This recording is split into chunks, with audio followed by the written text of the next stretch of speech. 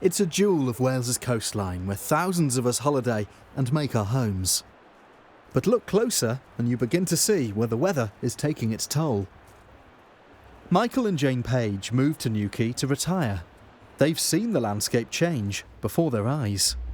We've been here 5 years now, this June, and as you can see, that piece of grass at the bottom was level and part of our lawn, but in the previous year or two it is split away, mainly due to the rainfall and the general subsidence of the cliff here.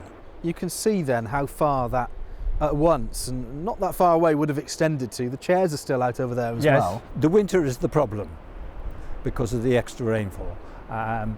The summer, generally everything is fairly stable. And where we're standing now, yes, this is going to be next. Yes, I'm afraid it will. But we are both in our 70s and we love the house and we hope it'll stay there for our lifetime. But who knows? Jane shows us a map of the area dating from 1905. And this is our house here, and as you can see there was a small field in front of it, whereas now all we've got is a small patch of vegetable garden, and I would think probably about 3/4 of these little fields here have disappeared. And a number of houses as well. People and a number wouldn't of live houses there. And buildings. Yes, there's one gone here. This is where we shore the road up every year. And that's another urgent problem. The road to their home is also falling away.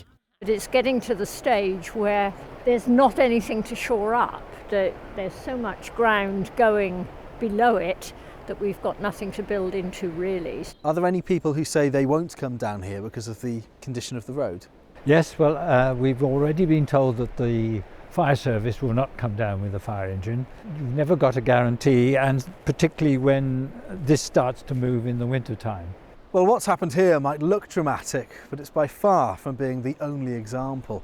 It's thought that nearly 1/4 of all of our coastline is currently going through some kind of erosion.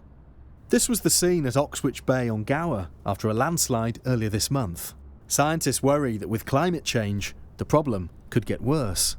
If we are to expect more intense storms, more frequent storms as a result of climate change, and sort of even small increases in sea level, these will have big implications for the way the sediments do move around our coastlines and the undercutting of cliff faces. We've been trying to sort of measure the rates of loss, and some of them quite startling.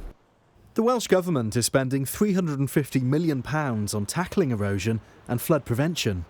You only have a certain amount of money that you have to work with. I've put significant funding into not just coastal protection but flood protection. We've made it a priority that we protect homes. It is clearly an issue of concern and we are working very hard towards it. Ceredigion Council has worked on a number of defence schemes with the government, but it warns there'll be some difficult choices ahead. We have to try and work along those alongside those natural elements in order to try and defend those communities, but it is becoming an increasing challenge. Some communities may not exist in that form. People basically going to have to move, aren't they? I think there are communities around the entire Welsh coastline that will need to adapt and evolve in the short and medium term, because the long-term future for them will be problematic given the intensity of climate change and sea level rise.